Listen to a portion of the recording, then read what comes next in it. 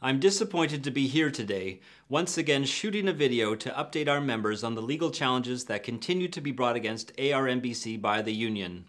I'm sad to report that the BCNU, through one of their members and with the help of the BCNU legal team, has launched a third lawsuit against ARNBC. I wish we were here to talk about the amazing work that the association is doing and the great engagement we continue to have with registered nurses and nurse practitioners in the province as our organization continues to grow and thrive. When I talk to the nurses about the association, I'm always reminded that there's so much work to be done and we need every single organization working together if we're going to make a real difference in the lives of nurses and patients. This third lawsuit is discouraging, and it is ironic when the union continues to deliver an anti-bullying message and talk about how important it is for nursing and nurses to support one another. Let's call this what it is.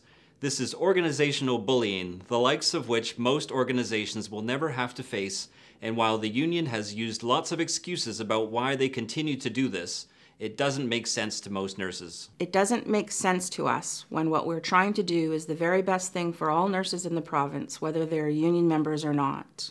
These lawsuits do nothing but hurt people. And unfortunately, all of us who are members of the union and licensed to practice in BC are paying the legal fees for both organizations. This third legal action has been launched with the support from BCNU lawyers by one of the nurses who brought forward the second lawsuit, Michelle Sordal. I know it's hard for nurses to understand how one nurse can be the impetus to cost everyone else so much money. As we reported at the end of last year, we had to raise our fees this year, specifically because we need to be able to defend ourselves against expensive legal costs. But even so, ARNBC fees are just over $1 a week for each nurse. When compared with what the union requires members to pay, it's a very small amount. I know that most nurses in BC who have no choice but to be part of the union are paying 2% of their income, approximately $1,000 or more in union fees every year. Ironically, fee increases for BCNU are built into this collection. When nurses get a raise, the union gets a raise. I think we have learned from all of this that money isn't necessarily what makes you successful, respectable, or professional. In fact, our small team has demonstrated grace, commitment, and a passion for the profession that sometimes is a bit lost when an organization is so focused on advancing itself. We know that there are many nurses who are disappointed that the union continues to seek legal action rather than discussion and reconciliation. None of this feels right to me. I'm a huge supporter of the union and have been public about wearing both my ARNBC and BCNU hats because I think the two can be complementary. I have friends and colleagues on both sides of this, and I see people being unnecessarily hurt by this bullying. And to be really blunt, this is not what we as nurses are about. ARNBC will not be threatened by the union and the union lawsuits. We will continue to do our work, to support the nursing profession, to advocate for the changes that all nurses know are needed to strengthen healthcare and improve the outcomes for patients. But we will also be very honest about the types of actions the union is taking. Whether it's continuing to use the funds provided by the profession to bring forward legal challenges, sending threatening and bullying email to ARNBC staff, trying to take over the ARNBC board through the electoral process, or having the union president calling our previous president and board members to say she will wipe the floor with us. We know that there are many nurses who support the union, and in principle, we do too.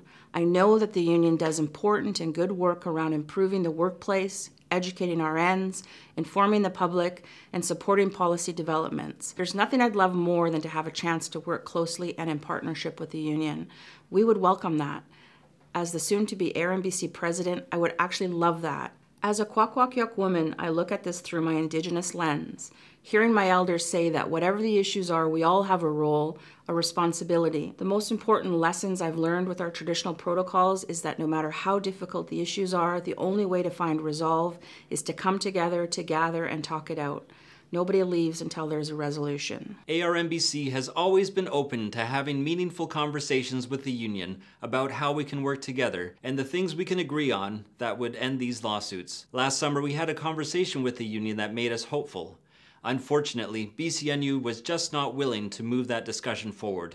We will never turn down an opportunity to act as nurses expect and sit down to have a respectful, genuine, and professional conversation. Nursing to me should be a profession in which we support each other unconditionally, that understands the need to model professionalism, respect, and compassion in everything we do, that believes there's room for any and everyone who wishes to improve our system and advance our profession. In June of 2017, I will take over the presidency of the association from Zach, and I'm heartbroken to think that I'll be facing a divided, fractured profession. I'm tired of hearing nurses eat their own, when there are so many important things we can do and changes we can make if we can work collaboratively together. Collaboration is the way to the future. We can be leaders in healthcare and a powerful voice for change if we stop fighting ourselves.